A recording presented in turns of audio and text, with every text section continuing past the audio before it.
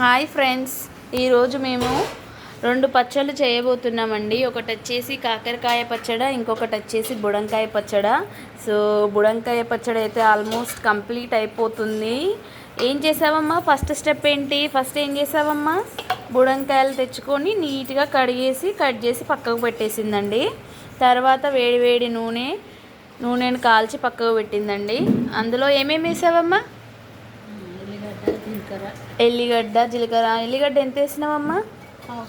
పావు kilo. Next జీలకర్ర 100 గ్రాములు అంట అండి. నెక్స్ట్ మెంతులు 50. ఇవన్నీ వేయించి పక్కకు పెట్టుకున్నారా మీరు? మెంతులు జీలకర్ర వేయించి మిక్సీ పట్టేశారు. అండ్ ఎల్లిపాయలు మొత్తం పేస్ట్ చేశారు. ఓకే, చేసి అవి మొత్తం మళ్ళీ వేడి నూనెలో వేయాలా, డైరెక్ట్ ముక్కలకు పట్టియాలా?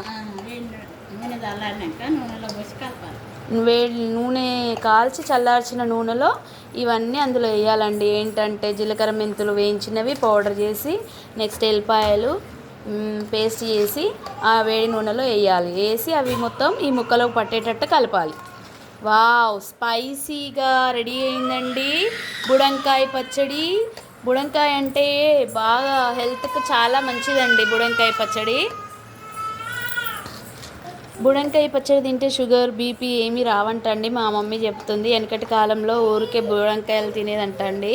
అడే బుడంకాయ అని అంటారండి.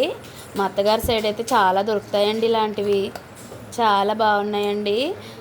ఆహాహాహా, ఎంత స్పైసీగా ఎర్రగా ఎంత బాగా అనిపిస్తుందండి. హాట్గా ఈ వేడి చల్లగా వర్షాకాలంలో వేడి అన్నంలో ఒక్క బుడంకాయ వక్కేసుకొని చూడండి. ఆహా, ఏమూరుతుంది, నోట్లో నీళ్ళు ఊరిపోతాయండి. ఆహా, బాగుంటుందండి. అమ్మ నాకు ఒకటి పెట్టవా? కొంచెం కొంచెం. ఆహా, స్పైసీగా హాట్గా చాలా బాగుందండి.